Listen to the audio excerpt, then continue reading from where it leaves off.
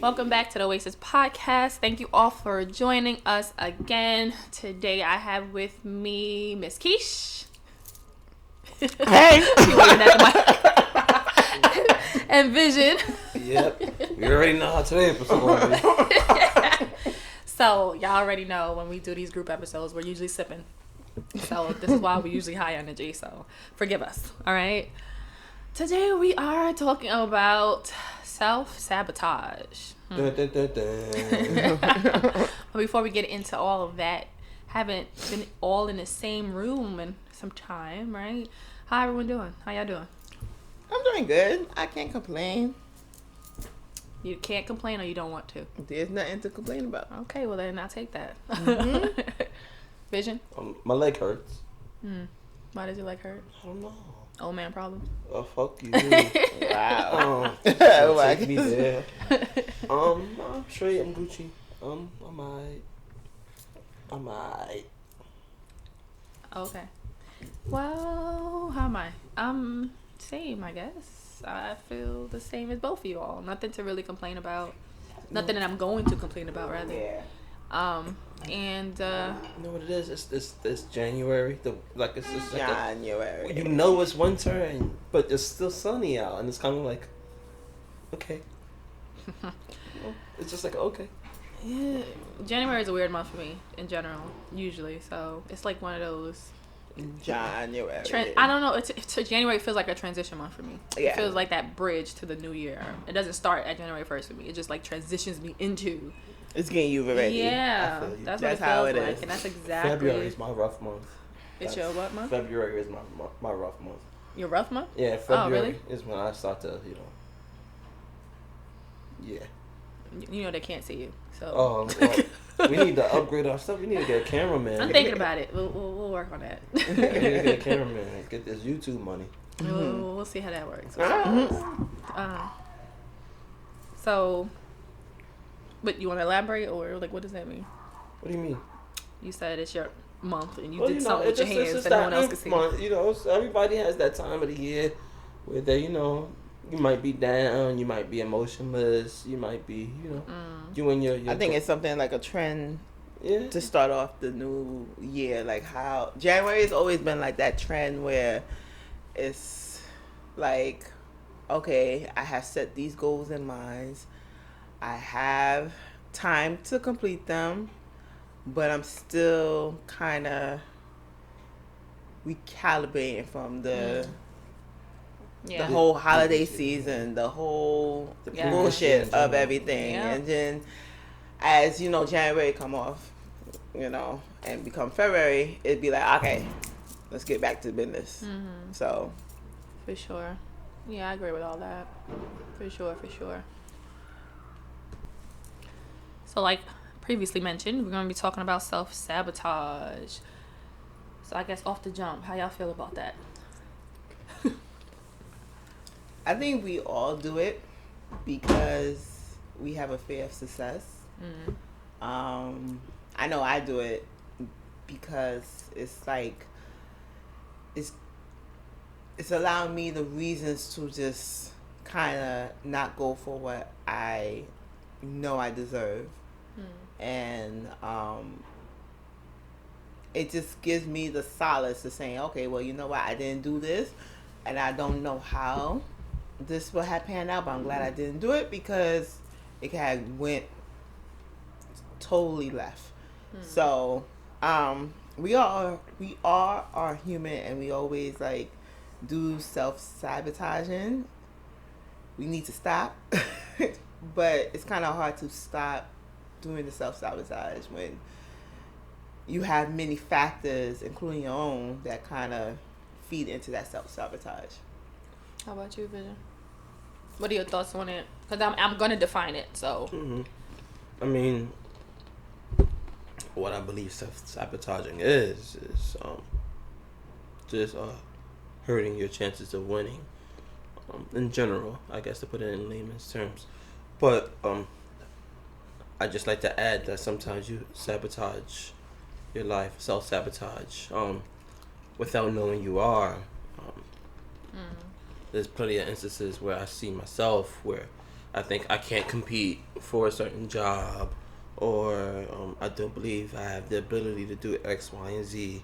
So I just don't do it. Even if I was to do it and be successful, it would change my life. So sometimes we just don't believe we have the ability to do it. In that sense, you're also self-sabotaging, I suppose. But I'm interested in knowing what the legit definition is. So Psychology Today defines self-sabotaging. Sabotaging. The experts. Only the experts, okay? So what is self-sabotaging behavior? So behavior is said to be self-sabotaging when it creates problems in daily life and interferes with long-standing goals. The most common self-sabotaging behaviors include procrastination, self-medication with drugs or alcohol, comfort eating, and forms of self-injury such as cutting. Them fools said comfort what? Comfort eating. Yo, you heard. They are hating. That is not self-sabotaging. People aren't always aware that they are sabotaging themselves, and connecting a behavior to self-defeating consequences is no guarantee that a person will disengage from it. Still, it is possible to overcome almost any form of self-sabotage. So it goes further on to say, why do people sabotage themselves? An important aspect of dealing with counterproductive behavior is identifying where it might be coming from. There are many reasons why a person might act in a way that proves damaging to his or her own well-being. Some individuals, of course, spend much of their lives struggling with powerful cravings for food, drink, gambling, or other temptations that come at a painful cost to their health or relationships. But the forces that lead to self-sabotage can also be more subtle, such as an accumulation of dysfunctional and distorted beliefs that lead people to underestimate their capabilities, suppress their feelings, or lash out at those around them. That was a lot, but I think they got really to the point with this. You want to read that one more time? Which one? No, I was just messing with you. I was about to say, boy, I just read a whole bunch of stuff. So, I guess after hearing that definition, kind of where does your brain go? Do you feel like you do self-sabotage or not? So I didn't answer this question because I really don't know if I do self-sabotage, but I feel like, let me rephrase that. I think I do, but I don't think it's as like evident. I think as other people do it in the way of like, it's always easier to see when other people are doing stuff, of course. But also the ways that I've seen people self-sabotage, I don't think I do it the same way. So I'm really trying to like think if this is something that I really, really do and how I would actually do it. So that's why I'm trying to like ask y'all to talk so that I can think. Oh, yeah. But I mean, I know hearing it, I already knew there's certain patterns, certain things that I habits I have that are self-sabotaging.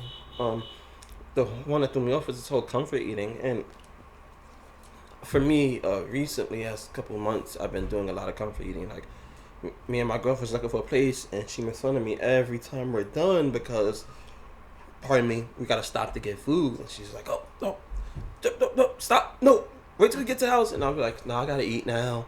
And I've realized from the last confrontation we had about it, we were sitting in this sandwich restaurant we was eating, and I was like, "Oh yeah, this is definitely comfort eating." And I realized, after the stress of looking at all these homes, like that's what I turned to. So it's just interesting to hear that and put in perspective how many other patterns or habits we have that we don't necessarily attribute to sabotaging ourselves, but we do. Yeah. Outside the obvious ones we know, like smoking and stuff like that. I could relate to the distorted beliefs because it was like this past weekend I told myself, oh, this person that I'm interested in has a girlfriend, she's gonna be there and he's gonna rub it in my face and I'm gonna be hurtful and everything, and that was not even the case. The man is single. And because of that distorted belief, it caused me to have this self-sabotaging way of saying, well, I'm not good enough, I'm not valued, I'm not this. And then also like being more cautious around him, knowing that I don't even know the whole detail until we had to talk, and he was just like, yeah, I'm single. And I'm like, oh. So I definitely relate to the distorted belief. The comfort eating, I can't relate to that only because I always eat, so I don't know how to like see if one thing is comfort eating, the other thing is just like me just being hungry. But the distorted belief, I tend to go to the extremes knowing that I don't know the full story. And I think that's unfair of me to do that because that's preventing me from, in a sense of ascension to the next level, the next stage in my life. So I'm working on it. That's one of my things I'm going to do for this new year is just kind of release these distorted beliefs and just bring back the abundance. So, I hear you. So, like, it sounds like you kind of write the story before you let it play out in that sense, right? I think a lot of people do that. And you saying that, I think, I don't know. I guess I'll share it and then you guys can tell me if this is self-sabotaging. But I don't know how to, like, okay, so I'll still go ahead and do the thing, whatever it is. I'll still do the thing, approach the person, whatever, go for whatever it is. But in the back of my mind, though, I'm always like, it's probably not going to work out. But I'm still doing it. So it doesn't stop me from doing it. It's just that I'm thinking it probably won't go the way I wanted to or where I wanted to. That's self-sabotage. Is it? Okay. So It is.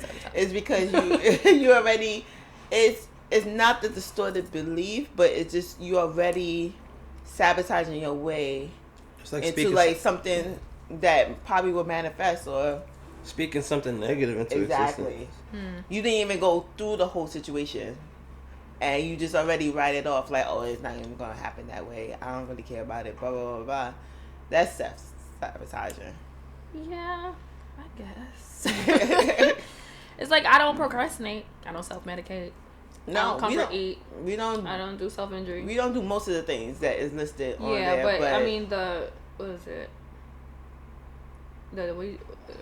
It says forces that lead to self-sabotage can be also more subtle, such as accumulation of dysfunctional and distorted beliefs. So yeah, it is dysfunctional and it's distorted. Yeah, because a lot of times it works out, but I just still like.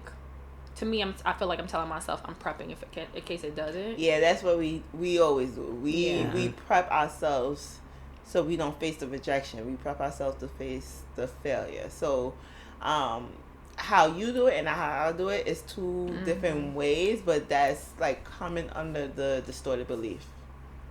Yeah. Okay. Well, damn. So. Can you all, or do you all have like a story that maybe you want to share, either of yourself or someone you know? Sabotage.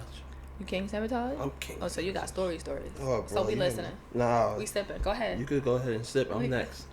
So you gonna go throw that out there and then not even elaborate? I just mean in general, black men from a particular social environment are pretty self-sabotaging, from the behaviors that we exhibit out on the streets to the behaviors we exhibit in the home, to the things that we witness on the streets that now become part of our psyche, and then we display that. Just in general, black men from the hood have a tendency to be a bit, not all black men, but black men who have subscribed to a particular lifestyle have self-sabotaging ways. Can you elaborate on that? Like, what does that look like? I mean, just, like, brothers that join gangs, brothers that hustle, brothers that run the streets, brothers that go from bed to bed. It's all self-sabotaging ways. Whether if it's mental or physical or spiritual, it's all self-sabotaging. And then even to take it from the lesser degrees, just for myself, I'm very particular how I view people. Like, I look at you and I'm automatically assume the worst out of people before I can see anything positive out of them. And I've been told that it could damper my ability, damper the mood or whatever the case may be, but also hamper maybe, whatever the word may be, to stop my ability to make relationships with other people, especially if that's one of my goals, which it is. So self-sabotaging. Even the same thing with relationships. I tend to be the you fuck up once and I'm out. I might be mentally out. I might not like literally check out, but like I might be mentally out the situation. So yeah, I self sabotage a lot. How do we distinguish between self-sabotaging and protective? You could be protective and out of your want to protect yourself, be self sabotaging. Just to like think of the idea of the cat ladies who don't go outside, and they like they don't go outside because they're afraid of what the world may happen, but they're self sabotaging because they'll never have a friend except their cats. So I mean, like I think the most of the times I feel like self sabotaging comes from a place of protecting. Right. Yeah. Okay. It's protecting yourself from hurt. Mm-hmm. And protecting yourself from disappointment, because sometimes we have so much of high expectations of something that might actually gonna happen, and then it turned around and it's never happened, and it's just like, well, damn, I should have really kind of hold my excitement, because part of me wanted this to happen, but I knew another part of me didn't. It was not gonna happen, and I just went with the part that it's going to happen, and that's the way. So you want just keeping yourself from being disappointed. Keeping yourself from disappointed, but then you create these distorted beliefs behind that. Yeah. So it's like, for example, for me, like when, like let's say if I'm talking to a new guy, I have this distorted belief that, oh, this is not gonna go any further than 1 or 2 dates, and it may not be the case, but I would damn sure act on it to make sure that it proves I'm right, in the sense of it didn't go more than 2 days. I'm learning to just like step back, to just go with the flow and just be more intentional, and watching my response and watching his response, and just watching the behavior behind it. Like if I show interest and the person's gradually show me interest back, then I will just kind of go with the flow of everything instead of trying to control everything. And I think when we try to control stuff, that's when the distorted beliefs become very rampant. So it's like, what is it? Self-fulfilling prophecy. Yeah. It's essentially similar to that, right? Yeah. It's our way of proving that our beliefs was right on spot, and it's something. But it's really because you're creating it, and we're just creating it, and it's unfair to the person. It's also unfair to the situation, because we don't know what lesson or growth we could have experienced from that whole thing that we created in our own heads. Right. Yeah. Preach. So share some stories, y'all. Let's go. Come on. This is that podcast today? Yes. Well, I'm last. We are sharing our lived experiences. Who's this podcast named after? No one. Oh, then no one should go first. So stop being a jerk. Come on. It don't have to be your experience. It could be someone else's. I go. So this past weekend I went to a brunch to celebrate a friend's birthday. Me and this friend go way back, but we also been intimate. So I was trying to see if I get some. That was the honest reason why I kind of went there. I was just like, oh, you know what? This period ended. I think I'm ready to jump on the saddle. And Lord. I had a good time, and I was really happy that I went, even despite the weather. And we came back into Brooklyn because he had to do some other stuff, and he dropped me to like my bus, and we started talking. And I really kind of talked about us, and he had this belief that, oh, I'm gonna be stressful for you. And I said, how come? But he never couldn't answer how come. He just kept saying, I'm gonna be stressful for you. And I understood his point of view, where he dealt with past lovers who was controlling, who was possessive, who was like insecure. And I remember him telling me, like, I don't really have to worry about you because you your own woman. Like, I don't have to like take you everywhere, or you don't have to take me everywhere. You just kind of secure in your own. But for me, it's like I'm gonna be stressful for you. I don't really talk, and that hurts your feelings. And I had to like kind of explain to him like this conversation that we are having now is the conversation that we should have had a long time ago. And because of the circumstances that we are having this conversation now, I know more of you than what you provided in the past. And he kept having this kind of distorted belief of saying I'm too much for you. And if that was my signal for me to exit the situation, I could exit the situation. Mm-hmm. But knowing him and knowing how he is as a person, I didn't take that as a cue. I took that as a cue as you afraid because this is what you really wanted. And so you felt he was self-sabotaging. I think he was self-sabotaging in a way of, I know you're the one that I want, but I don't know how to get out of my own way. Because he's so, from what you're saying, it's because he seems from so what used he's seen, to and exactly from what he's seen, from how he interacted with me, to many experiences that we shared. It was like more of him, like kind of trying to step back in the situation. And I think for me, I'm so used to allowing men to step back from the situation that I never get a chance to say, but what if? But hold up and let's question. So I was very proud of myself this weekend of just questioning him. Like, you keep telling me that you're stressful. I may be stressful for you too, but at least I'm willing to take the risk. And if it doesn't work out, we are good friends. Like, at the end of the day, you support me and I support you. But you have to understand it's all about taking the risk. Because you never know. The same person that you think is stressful may be actually the love of your life. So I'm learning to just be more vocal and advocate, and also question. Like, you have this self-sabotaging beliefs. Okay, let's question why you think this is going to happen. Why you think this relationship won't work out, even though it shows time and time again that it has. So I'm pray for me, y'all. Fingers crossed. But he kind of acknowledged his way, and I acknowledged my way, and we both said it's a part 2 to our conversation because my bus came, and I'm very hopeful in that, and I'm just learning from myself not to create distorted beliefs on something that I don't really know based on what people show. Because at the end of the day, the man was single. And I had this whole story that his girlfriend or whatever girl that he's dealing with is going to be there, and she's just going to rub it in my face, and I'm just going to feel like I'm nothing. And then I came there. He showed me attention. He showed me to his boys.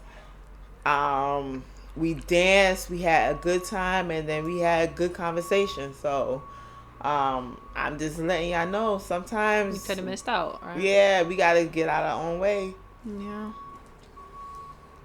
You ready now, Vision? Sure.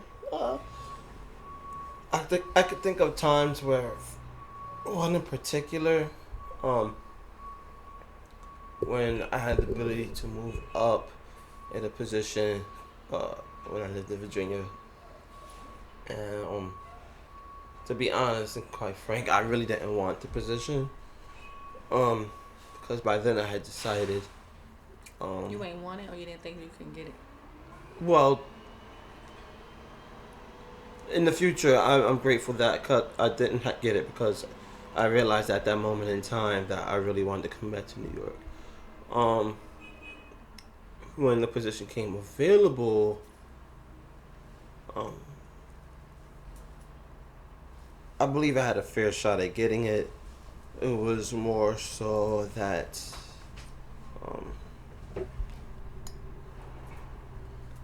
I don't know if that position was quite frank for what was really for me. In essence, I was working at a home. Well, not a home. It was a hospital / prison for mentally disabled boys, and I had a chance to move up, and I wasn't sure if the position was for me, and many times the people was like, you higher ups like, you need to apply. We want you to apply. We need to apply, and to the point where I said I'm not interested in applying.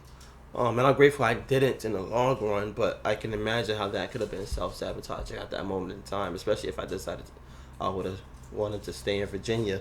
I would have been stuck at the lower level instead of having a corner office somewhere and making 60,000. Well, 60,000 in Virginia, y'all. If you live in Virginia and you make 60,000, that's a nice little change. But yeah, nonetheless, so I can imagine how it was self-sabotaging at that point. Okay. Yeah, well, that's my story. So you kept it safe. Oh yeah. Oh, I'm talking about work and shit. Honestly, I think the place where I see self-sabotage happen a lot and where I think I've done it a lot is primarily in relationships and in achieving major adulting life goals, I think, for me. I can honestly say, I feel like, of course, this is in hindsight, that when I started this current relationship, I think that I was self-sabotaging. But I didn't, it took for a series of things to happen for me to take a step back to go, whoa, what are you doing, right? And like, why are you doing this? Like, I had, like what you said, Keesh, like I had to go back and question the actions and then to determine what the motives were. And then that's what kind of made me go, oh, okay. For me to like chill and then fall back and just let shit happen the way they need to happen, as opposed to putting a battery in the back, right? As opposed to saying, you know what, if it's gonna happen like this anyway, we might as well, you know what I mean, make it go that route. And so, yeah, that's for sure. And I think, and I definitely see how I've done that in past relationships. In a lot of situations that occurred that I'm like, you know what, we're gonna break up anyway, so we might as well, you know, like do this or go about it like this. And I think again where I can see how I might, I mean, yes and no, but like how it might be self-sabotaging is, I guess, in the home buying process, because it's a little bit draining. Not a little bit. It is a lot of it draining. It could feel really daunting. It could feel really just heavy and all that. And so there are some instances where I don't know if I'm necessarily causing it to happen, but I celebrate and I'm happy if things fall through, to be honest. Because in my back of my mind, I'm like, I don't know if I'm ready for this. Like, I don't know if I can do this. I don't know if I can handle it. But why? I don't know why. And that's the thing. It's like, I don't know. Because as long as I've known you, this is what you wanted. Right. So, I don't know. I don't know. That's the question that we have to ask ourselves. Like what you said, it's a fear of success. Like when I see other people do it and talk about it, I'll be like, yo, what's wrong with you? Like, do it. Go after it. But then like in certain things, certain arenas, if it's a job, fuck it, I'm going after it. It is what it is. You know, if it's a certain thing, I got no problem. But when it comes to certain things, like I don't know what my pause is. It just is. And yeah, I guess, but I didn't really realize that it was self-sabotage. Like I just was like, because I'm not actively doing something on purpose to make it fail, right? But I mean, in really looking at that definition, it is, I do have a distorted way of thinking about the things, right? And don't get it twisted, I was a lot more cynical than I am now. So I also know that this could be remnants of my past and how I was raised, to be 100% honest with you. Like my family, my mom, everything was gonna go wrong. Like there was never a positive way of thinking about stuff. It was always, oh, you taking a trip, you gonna die. Like you going to the store, you gonna die. You dating this person, he gonna kill you. Like it was always like, no, seriously, it was always so negative. And so I grew up with always thinking about what the bad can happen instead of what the good that can happen. And it wasn't until like adulthood and not very recently, but in adulthood where I decided like I really wanted to change that way of thinking, because bad things didn't always happen, you know? So what's the point of sitting in that fear constantly? So it could be remnants of that too, right? Like that's what I thought it was, remnants of that type of thinking. I'm still like growing, right? Reprogramming myself. So I didn't realize it was self-sabotaging, but no, I guess it is. Right. It definitely is now. So. I think sometimes when we look at certain things that we do, we think of it as coping. We're coping in ways that is really unhealthy and is very self-sabotaging. We have grown in an environment where it's true. not everything is celebrated for. Yeah. Everything that Right. we do Mm-hmm. is always a downside, and it's like someone telling you, I knew that's going to happen. Yeah. I knew it. I knew it. Absolutely right. And so we have conditioned ourselves so bad to say that this negative is going to happen more than the positive. Why can't we say this positive is going to happen more than the negative? Yeah. Mm-hmm. And I think, therapy is a great tool, but then it's also more so. You still need that supportive circle. Yeah. Too. Therapy is amazing. I always encourage that. But like, if Therapy you don't is have a amazing. support system that constantly encourages that shift in thinking, it is difficult. But even in the support system, some people do not like they probably just take it for granted, but there's also more a line of they see a lot of themselves in their support system, and it makes them feel. Then I wouldn't consider that a support system. It mean that people around you, right? Because that's the thing, right? With people who are addicted, right, and they're recovering, what do they tell you? They tell you to pretty much change your environment and people who are around you, because a lot of times those are the people who are causing you, even if they're not drug addicts themselves, but they were causing you to use the drugs, right? Because of maybe the stress they were causing, whatever. And I think that is absolutely true. It's like, you do see yourself in the people that's around you. They might encourage the behavior that you're trying to get away from. And so I don't consider that a support system. That's just people who are around you, right? That could be family. That could be your friends. That's not a support system. I think a support system is people who encourage you to be your better self. And I think for sure that, like in talking to you guys, like saying stuff out loud, it does. It makes sense now. Like, I can see why, especially for the home buying process, why I feel like I'm kind of self-sabotaging, because going through this process outside of my partner being with me, like, I don't talk to it really much. I don't talk about it much to my family, the people that you deem super close, because I don't want negative thoughts. I don't want negative feelings. I don't want negative thoughts.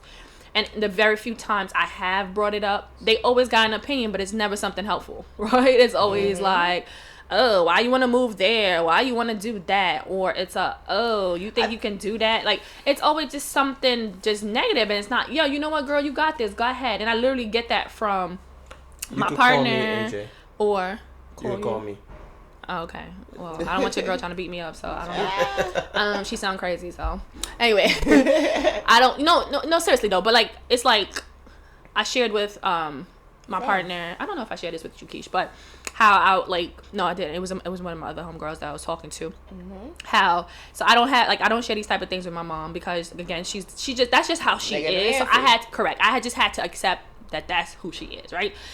And so, like, I have a doctor that I've been going to since I was like a very young adult, like super. So it's been over 10 years. I've been seeing the same doctor. She's a female, black woman. And I walked in one time, not even really consciously thinking about it, but I had some paperwork to do on my laptop for the house, blah, blah, blah. And you kind of get paperwork together. And she's like, oh, what are you up to? What are you doing? And I was just like, oh, she was like, are you doing work? I said, no, I'm just trying to gather some paperwork, some documents, because I got an appointment, because I'm trying to get a house, blah, blah. So she's like, oh my God. Like, she was so supportive, and I didn't expect it. I literally felt like I could have cried right there on that. Like, and we were here for some next shit, right? But she was so like, oh my God, I'm so proud of you. That's amazing. I can't believe that you have the guts to do that. She's like, me at your age, I wouldn't have been able to do that. She's like, because she bought her house later on in life. She was like, I wasted so much money renting. But just having that rapport, there's nobody, like, when I say nobody, I mean like family wise, like a mother, a sibling, like who sit there and give me that, you know what I'm saying?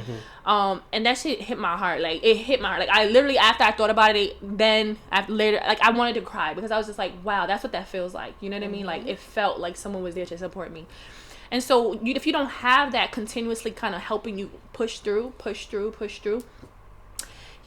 you start thinking, I can't do that shit, right? Let me just stay where I'm at. Let me just be comfortable. Like, I'm because of the person who I am, I push myself regardless, because I could say, at least, my whole thing is, I can say, at least you didn't say that. At least you tried. Exactly. Right?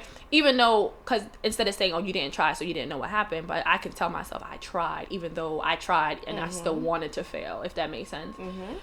But, wow.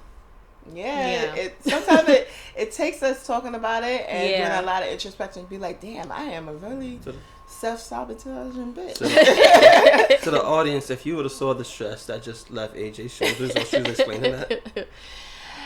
It's See, crazy. this is therapy. See, this is therapy. This is therapy. Sometimes we gotta realize certain things that we are doing. It's like, see how the Lord works. It's similar to what you dealing with my mom, because she always do the same thing, and sometimes, not sometimes, all the time I just block her out because it's like, it's your fear talking, and I should not live in your fear. And I remember telling her, like, everything that I do is not really about you, and she took, like, to this day, like, if even if like something small happened between us, she'll go right back to that point when I said it's not about you, and then just like, no, it's not about you. I say that to my mama all the time. It's not about you, and I want you to understand that, because at the end of the day, I'm you live your own life. My name. You gave me this name, but I'm born with my own life. Yeah. And you cannot control every aspect of me because you feel that is best suited for me. Granted, if you was dealing that with your mother, my grandmother, it would have been a whole different story. So why are you putting that on me? And she always have to say, like, you know, we're never close. And I said, because you want me to live your life, and I'm not living the life that you wanted. I'm living my life. Yeah. Like, if it in regards to a man that you don't like, what you don't like about him? After what I told you, like a situation that I told you, you automatically don't like him, but you don't know the full story because I didn't give you the full story. Now, if I had gave you the full story, you would have been turning around and said, "Oh, well, I understand now." But like, we have some self-sabotaging family, and it well, sucks. we have the family members that creates that distorted and dysfunction, and that creates the how we feel about ourselves and what we and I think we can get. We have to just kind of escape that, because, you know, our family want the best for us, but sometimes the best is not really. It's the best for them doesn't mean it's the best for you. Exactly. Right. And I think it's hard sometimes as parents or whatever, to family members, whomever, to acknowledge that. And I also think there is an element of, I hate to use this word. I really don't like this word. I don't know why, but I just don't. There is an element of jealousy that comes with it, and I think, and I'm talking about parent-child relationship. I'm talking about sibling relationship, and it's not necessarily done intentfully, I think, in those dynamics, but it's like, oh, how come you get to do that, right? How come you're living like this? How come you're doing this? And they hold that sense of resentment, again, not on purpose, but they do, and so it comes out when they're like talking to you about things, and when you're sharing things with them, and it comes out. And there's also a sense of their own fear, like what you were saying, right? Like, and that's so real. Like, that's so real. Like, when I started driving years ago, but growing up, my mother never drove on highways. She didn't drive highways. To this day, she doesn't take highways. If she has to go somewhere and it's a highway, she's not driving. Or if she can't find a local way, she's not going, right? Yeah. And it was always, why? Because she doesn't like it. She's scared because you can have accidents, but you can have accidents anywhere. And she's had accidents on local streets, right? Yeah. And she couldn't ever give a reason why. And guess what? When I started driving, guess what I was afraid of? The highways. Highways, right? I had no experience of why I should be afraid of highways. There was none, right? Outside of my mother was afraid of them. You can have accidents on highways just like you can have accidents on regular streets, right? But still afraid. Until like I had to really get to a point where I was just like, you got to do this shit. You got shit you need to handle, right? She had outlets where if she didn't want to drive, she had kids to drive her, right? She had people to take her. I ain't have I ain't got that. So guess what? I had to put my big girl panties on and take my damn highways. And then I realized, yo, what were you afraid of, right? And in all honesty, I just absorbed her fear. And in a lot of situations, the same thing. She didn't really travel by herself. She didn't really do a lot of stuff. So her automatic reaction is fear. Oh, you can get kidnapped. I can get kidnapped here. Yeah. Or you could die. I could die in my apartment. So it's like, because that's her fear and that's her life. And then when you question them, they always have a problem. Absolutely. In all honesty, as like later on, like these past few years, I'm realizing like as she's starting to do more things for herself, she doesn't bring up those things anymore. She doesn't bring up, but at the same time, I have to fight her tooth and nail to be like, my life is not your life, right? Yeah. But those things still resonate with you. They still sit with you, and then they manifest themselves in the behaviors that you do to yourself. And so it's really important to really identify kind of the root of everything. That's so of funny. why you're doing what you're doing to yourself. Honestly. That's funny, because the same thing with my mom. She doesn't really drive highways. So when I started driving, she was just like, "Oh, stay away from highways and stuff like that." And I always been a rebel and defiant, so I just drove on highways to the point where it was like, "Oh, how you got there?" I took a highway. Exactly. But she's like, "Well, who told you?" Because my father was supposed to teach me, and he never taught me. And then my friend, every time we go out, she has a habit of like, "I don't want to drive. You're driving." So if we have to go to Queens, we have to go here, she'll be like, "Okay, this is what you need to do," and I just take the highway and just go. Just like a couple of months ago, a couple of weeks ago, we was coming back on a Jackie, and I hate the Jackie. Girl. Anyway, girl, that's a whole nother... I hate the Jackie. Ooh, child. So when she was just like, "You want to pull over and want me to drive?" I said, "Nah, I had to get over this fear of the Jackie." And me driving the Jackie, it was just ridden with the anxiety because it's so close, and then the way I drive is like, sometimes I drive in the middle of the road because I don't want to touch. You think you're too close to the barrier. Oh my gosh, and girl, all I that hate stuff. Jackie. So like I'm driving. I'm like, okay, like I could do this. And to the point when I got to the end, it was just like, oh, I'm cool. Like nothing happened. I could be successful without sabotaging my own growth. So that's the whole thing about that driving incidents. But it's like with mom, same thing with her. Like travel by yourself. Everything is just like, I don't need you to do this. I don't need you to do that. Man, yeah. Vision, you've been quiet over there. For people thinking all we do is talk over you and do all the talking. Nah, Go ahead, I was Vision. just learning lessons. Sometimes you gotta listen to game, peep game, and retain game. So that's what this was. I'm just learning. Where do you feel your kind of the roots of your self-sabotaging is coming from?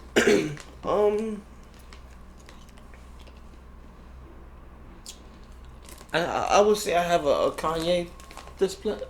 What is it? Duplex? Complex? Oh, duplex. The Kanye complex. Well, I say that is that anybody who knows Kanye, one of the recurring messages in his music is growing up and not wanting to lose the childhood like creativity, he might say, but it's essentially the fear of growing up. And Kanye West is a 40-year-old, 10-year-old. And I would attribute the majority of my self-sabotaging ways to that fear of growing up. In that regard, one of my favorite SZA songs, is she's talking about just like fear of not growing up. It's like, it's just one of those things that, you know, sometimes you just do things because you might be ready to become a man, but you don't want to be a man. Just allowing myself the opportunity to stay a little bit in that childhood like place. Is one. Two, I do a lot of self-sabotaging for the sake of the benefit for other people, if that makes sense. So in retrospect, I didn't see certain behaviors as self-sabotaging because I was doing it to help grow somebody else, but I was stunting you dimmed your light for other people to make other people's life brighter. Yes, and I still suffer from that, and suffer from what I did, but also suffer from that mentality. Where I don't want to step on toes. I don't want to go too far past some of my peers. And the rest of it is my seriousness of how I take myself, which is something I'm steady growing on to. Just take yourself a little bit more serious. Okay. And it's something I'm working on. What pretty much is a synopsis of what my goals were for 2020. Just to take myself more serious. And my lack in doing so can be self-sabotaging. This is completely off topic, but on topic. I hate when people say, "Oh, you take yourself too serious." Motherfucker, if I don't, who else gonna do it? No, really, that really boils my blood when people say that dumb shit. Like, "Oh, you take yourself too serious." if I don't, then who the hell is going to? Like, if I don't focus on me, if I don't make sure I do the things I need to do, who's gonna do it? Like, I don't know. That just boils my blood. And what you said just reminded me of that. I'm sorry. No. I get the opposite. But you have to be kinder to yourself. That's my opposite. I get that one too. I can respect that. Like, be I get kind that to one yourself. too. Yeah, like that makes more sense. But like, you take yourself too serious. What? What? But why you think they say that? I think essentially they're trying to say be kinder to yourself, right? Maybe not take things so seriously, and their wording is off, and not. But that's just a message to send to me. Like, if I don't do it, who's going to do it? But I think essentially that's what they meant. Do you think it's because of your demeanor, or is it because how you view things? Because sometimes when people say to be kind to yourself, is meaning more of you take. It's not like taking yourself serious, it's but how you view yourself is not what people view you. No, for sure. That's what people say. I think people say, to the whole less seriousness. I think people say that because there's a part of life that we should enjoy. And from the perception of others, if it doesn't seem like you're enjoying life, then you're too serious about what life is. Therefore, they're going to tell you, let's not be so serious about whatever the case may be. From my understanding, at least from when people tell me that, it's been because I've taken life too serious and I haven't allowed myself the ability to enjoy it. So yeah, that's pretty much what I know. Yeah. So let's wrap up this episode. One thing that you can tell someone, one piece of advice you can give someone who is self-sabotaging to kind of reevaluate, or whatever. One piece of advice you'll give someone who's self-sabotaging. I think my piece of advice is in two parts. Is asking why you believe that, and to get out of your own head. Because if you have to question yourself, then there's something in your head that is making you question everything that is going to happen. So getting out of your head, and just, if you feel the need to advocate for yourself, just ask why. And you'd be surprised by the answers that you receive. And sometimes it's not really about you, it's more about how that person feels about themselves and the situation. How about you, Vision? Mine would be to, if it fits your overall goal, if it fits what you want to happen, then put you first. Sometimes we don't see, well, sometimes we know we're self-sabotaging, but it's like, I want to be safe, or I want to do this, or whatever the case may be.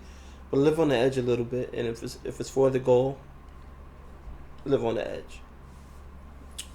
Okay.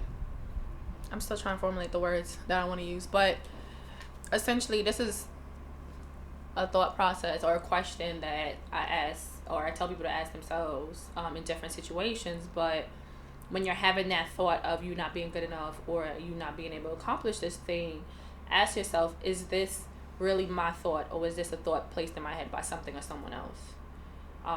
And depending on that answer, you can move accordingly, right? So if it is something that you really truly believe about yourself or the situation, then why is that, right? And kind of dig deeper. And if it's something that you feel someone or some other thing put in your head, then say fuck it and go about your business. You know what I mean?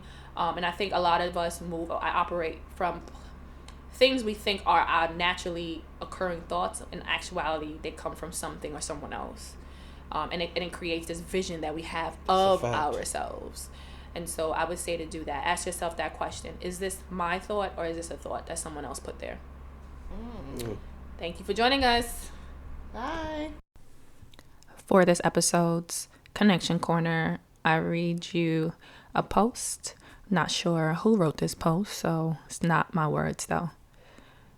It goes, sometimes you have to remind yourself that you're something special, that you can't be replaced. Your heart, your mind, your conversation, your care, it can't be replicated by anyone. Remember that. Thank you for joining us. Thank you for tuning into this week's episode of the Oasis Podcast. I hope you were able to find something that resonated with you on your journey. Don't forget to subscribe, share this episode, and like us on Instagram at The Oasis Podcast. If you have any questions or comments, direct message us on Instagram or email us at ajaysoasis@gmail.com. Again, that's AAYJAYSOASIS@gmail.com.